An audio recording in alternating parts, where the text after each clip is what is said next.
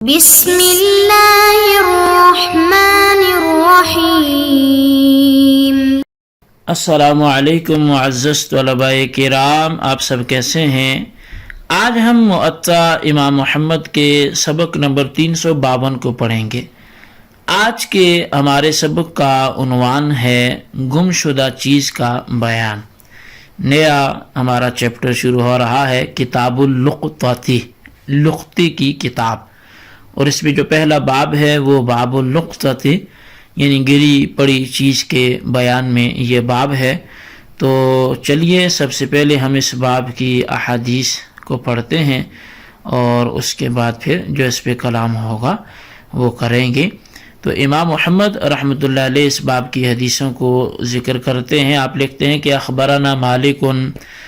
اخبرنا ابن شہاب الزہری ان ضوال الابل كانت في زمن عمر رضی اللہ عنہ ابلا مرسلة تناتج لا يمسها احد حتى اذا كان زمن عثمان بن عفان امر بمعرفتها وتعريفها ثم تباع فاذا جاء صاحبها اوتي ثمنها۔ امام محمد رحمۃ اللہ علیہ فرماتے ہیں کہ ہمیں امام مالک نے ابن شہاب زہری سے خبر دی ہے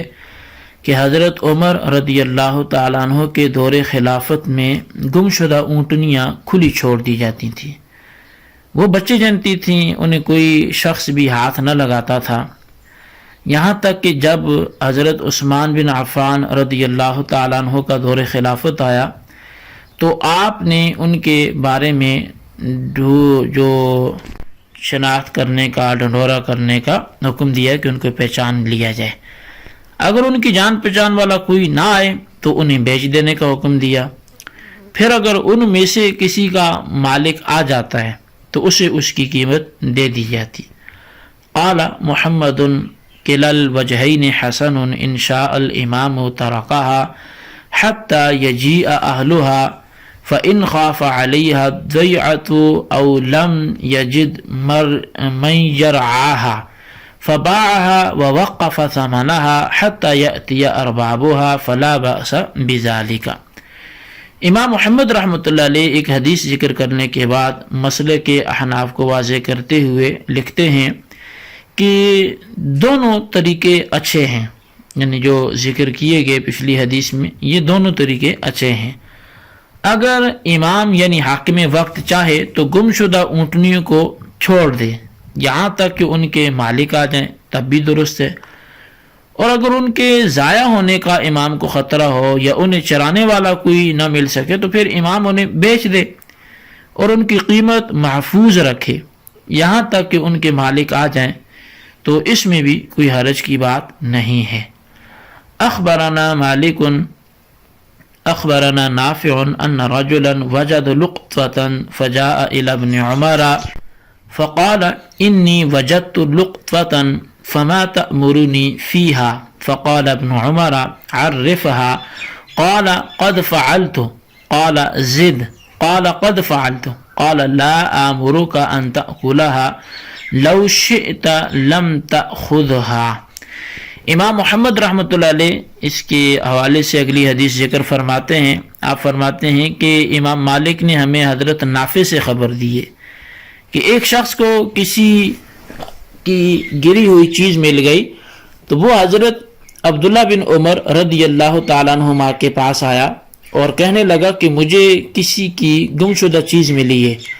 تو آپ اس بارے میں میرے لیے کیا فرماتے ہیں کہ شرعی حکم میرے لیے کیا ہوگا؟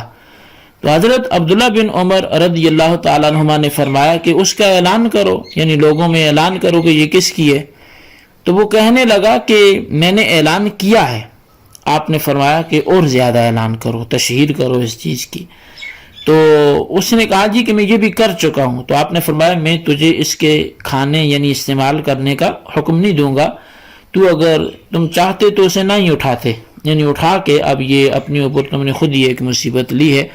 تو برلب اعلان ہی کرو۔ اخبرنا مالک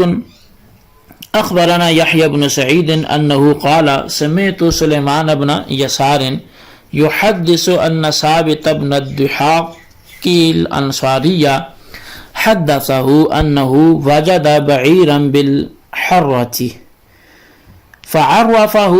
ثم ذكر ذلك لعمر بن الخطاب رضي الله عنه فأمره أن يعرفه.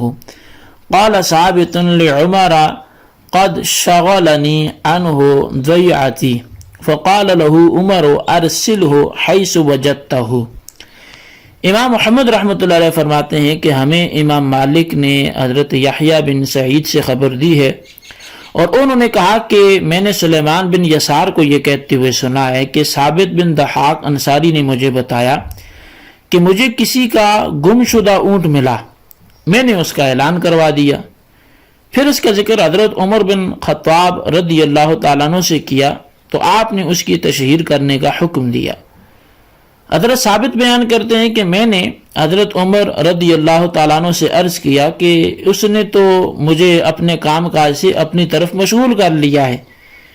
اس پر حضرت عمر رضی اللہ تعالیٰ عنہ نے فرمایا کہ جہاں سے یہ ملا ہے وہیں جا کر چھوڑاؤ. قال محمد وبه نأخذ من التقط لقطة تساوي 10 دراهم فصاعدا عرفها حولا فإن عرفت وإلا تصدق بها فإن كان محتاجا أكلها فإن جاء صاحبها خيره بين الأجر وبين أن يغرمها له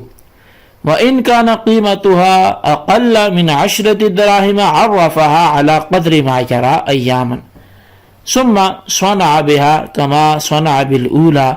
وكان الحكم فيها إذا جاء صاحبها كالحكم في الأولى وإن ردها في الموضع الذي وجدها فيه برئ منها ولم يكن عليه في ذلك ضمان. امام محمد رحمۃ اللہ علیہ مسلک احناف نقطے کے حوالے سے جو فائنل ہے وہ بیان کرتے ہوئے لکھتے ہیں کہ ہمارا احناف کا مسلک یہ ہے کہ جس شخص کو کوئی گم شدہ چیز ملے جس کی قیمت 10 درہم کے برابر ہو یا اس سے زیادہ ہو وہ اس کا خوب اعلان کرے. اگر مالک آ جائے تو بہتر ہے ورنہ اس کا صدقہ کر دے، اور اگر اٹھانے والا محتاج ہے تو اسے کھا لے یعنی استعمال کر لے. پھر اگر اس کا مالک آ جائے تو اس کو 2 باتوں میں سے کسی ایک کا اختیار ہے، چاہے تو اس کی لی گئی قیمت وہ لے لے جو اس نے بیچا تھا اور چاہے تو اس پر توان ڈال دے، اور اگر اس چیز کی قیمت 10 درہم سے ہی کم ہو تو اس کا اتنے دن اعلان کرے جتنے دن وہ مناسب سمجھتا ہے. پھر اس کے ساتھ وہی کرے جو پہلی یعنی 10 درہم یا اس سے زائد والی جو چیز تھی اس کی قیمت تھی اس کے ساتھ جو اس نے کرنے کا ہم نے حکم دیا تھا، اور اس کے بارے میں وہی حکم ہوگا جو پہلی کے بارے میں مذکور ہوا. اور اگر اس گم شدہ چیز کو اس مقام پر چھوڑ آتا ہے جہاں سے اس کو وہ ملی تھی تو یہ بری ذمہ ہو جائے گا اور اس پر اس کے بارے میں پھر کوئی بھی توان لازم نہیں آئے گا. اخبرنا مالک حدثنا يحيى بن سعيد عن سعيد بن المسيب قال قال عمر بن الخطاب رضي الله عنه وهو مسند ظهره إلى الكعبة من أخذ ضالة فهو ضال. امام محمد رحمۃ اللہ علیہ فرماتے ہیں کہ ہمیں یحییٰ بن سعید سے امام مالک نے خبر دی ہے اور وہ حضرت سعید بن مسیب رضی اللہ تعالیٰ عنہ سے بیان کرتے ہیں. انہوں نے فرمایا کہ حضرت عمر بن خطاب رضی اللہ تعالیٰ عنہ ایک دن کعبہ معظمہ کے ساتھ پیٹھ لگائے تشریف فرما تھے تو فرمایا کہ جس نے گم شدہ چیز اٹھائی وہ خود گمراہ ہے. قال محمد وبهذا نأخذ وإنما يعني بذلك من أخذها ليذهب بها فأما من أخذها ليردها أو ليعرفها فلا بأس به. امام محمد رحمۃ اللہ علیہ آپ فرماتے ہیں کہ ہمارا یہی مذہب ہے کہ حضرت عمر رضی اللہ تعالی عنہ کے ارشاد کا مطلب یہ ہے کہ جس نے گم شدہ چیز اس لیے اٹھائی کہ وہ اسے جو ہے وہ خود آگے پیچھے کر لے اور اس کا استعمال کرے تو وہ تو اس چیز کا مصداق ہے کہ وہ گمراہ ہے،